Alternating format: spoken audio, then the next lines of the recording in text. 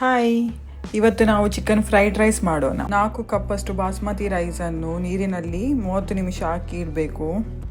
ಒಂದು ಪಾತ್ರೆ ತಗೊಂಡಿದ್ದೇನೆ. ಒಂದು ಪಾತ್ರೆಗೆ 4 ಗ್ಲಾಸಷ್ಟು ನೀರನ್ನು ಹಾಕಿದೆ. ಎಷ್ಟು ಬೇಕು ನಿಮಗೆ ಅಷ್ಟು ನೀರನ್ನು ಹಾಕಿ. ಈಗ ನಾನು ರೈಸನ್ನು ಹಾಕುತ್ತಿದ್ದೇನೆ. 4 ಸ್ಪೂನ್ ಉಪ್ಪು ಹಾಕಿ ಬಾಯ್ಲ್ ಮಾಡ್ತಾ ಇದ್ದೇನೆ. ಇಷ್ಟೆಲ್ಲ ಬೇಕಾಗುವ ಸಾಮಗ್ರಿಗಳು: 1.5 kg ಬೋನ್ಲೆಸ್ ಚಿಕನ್ ಅನ್ನು ತಗೊಂಡಿದ್ದೇನೆ. ಸಣ್ಣಗೆ ಕಟ್ ಮಾಡಿದ ಶುಂಠಿ ಮತ್ತು ಬೆಳ್ಳುಳ್ಳಿ, ಸ್ವಲ್ಪ ಮೆಣಸಿನಕಾಯಿ, ಒಂದು ಸಣ್ಣ ಬೌಲಲ್ಲಿ ಕ್ಯಾರೆಟ್, 1/2 ಕಪ್ ಅಷ್ಟು ಕ್ಯಾಬೇಜ್, 1 ಕಪ್ ಕ್ಯಾಪ್ಸಿಕಮ್. ಒಂದು ಪಾತ್ರೆಯಲ್ಲಿ ನಾನೀಗ ಚಿಕನ್ ಅನ್ನು ಹಾಕ್ತಾ ಇದ್ದೇನೆ. 2 ಸ್ಪೂನ್ ಅಷ್ಟು ಉಪ್ಪು, ಎಷ್ಟು ಬೇಕೋ ಅಷ್ಟು ಹಾಕಿ ನಿಮಗೆ. 2 ಸ್ಪೂನ್ ಅಷ್ಟು ಬಾಫಾತ್ ಅಥವಾ ರೆಡ್ ಚಿಲ್ಲಿಸ್ ಹಾಕ್ಬೋದು.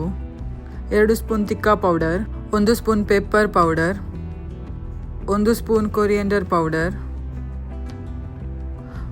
2 ಸ್ಪೂನ್ ಅಷ್ಟು ಪಾಪ್ರಿಕಾ ಪೌಡರ್, 1 ಟೀ ಸ್ಪೂನ್ ಅಷ್ಟು parsley powder, 2 teaspoon ginger garlic paste, 1 spoon ಅಷ್ಟು ಸೀಸನಿಂಗ್ ಸಾಸ್, 2 ಸ್ಪೂನ್ ಅಷ್ಟು ಸೋಯಾ ಸಾಸ್, 1 ಟೀ ಸ್ಪೂನ್ ಅಷ್ಟು ಬಾರ್ಬಿಕ್ಯೂ ಸಾಸ್.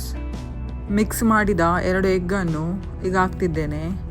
ಮತ್ತು ಕಾರ್ನ್ಫ್ಲೋರ್ 4 ಟೇಬಲ್ ಸ್ಪೂನ್ ಅಷ್ಟು, 3 ಸ್ಪೂನ್ ಆಯಿಲನ್ನು ಹಾಕಿದೆ, ಸ್ವಲ್ಪ ಲೆಮನನ್ನು ಹಾಕಿದೆ, 2 ಸ್ಪೂನ್ ಅಷ್ಟು ಕಸ್ತೂರಿ ಮೇಥಿ ಹಾಕ್ತಿದ್ದೇನೆ. ಮತ್ತು ಒಳ್ಳೆ ಮಾಡಿ ಮಿಕ್ಸ್ ಮಾಡಿ ಮತ್ತು 30 ನಿಮಿಷ ಸೈಡಲ್ಲಿ ಇಡಿ. ಒಂದು ಪ್ಯಾನನ್ನು ಗ್ಯಾಸಿನ ಮೇಲೆ ಇಟ್ಟಿದ್ದೇನೆ. ಈಗ ಆಯಿಲನ್ನು ಹಾಕ್ತಿದ್ದೇನೆ.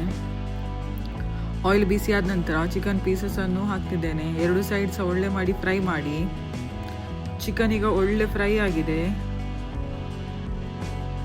ಒಂದು ಪಾತ್ರೆಗೆ ಸ್ವಲ್ಪ ಎಣ್ಣೆ ಹಾಕಿ, ಎಣ್ಣೆ ಒಳ್ಳೆ ಬಿಸಿ ಆಗಲಿ.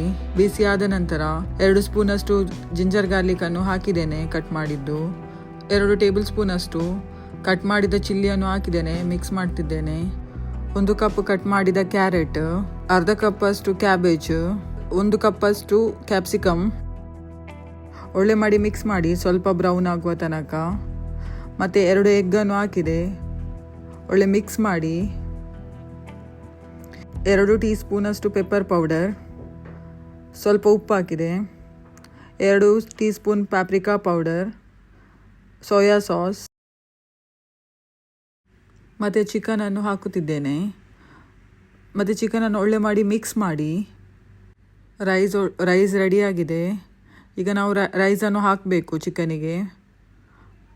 ಮತ್ತು ಒಳ್ಳೆ ಮಾಡಿ ಮಿಕ್ಸ್ ಮಾಡಬೇಕು. ನೋಡಿ, ಈಗ ಮಿಕ್ಸ್ ಮಾಡಿ ಆದ ನಂತರ ಸ್ಪ್ರಿಂಗ್ ಆನಿಯನನ್ನು ಹಾಕಿದ್ದೇನೆ. ರೆಡಿಯಾಗಿದೆ.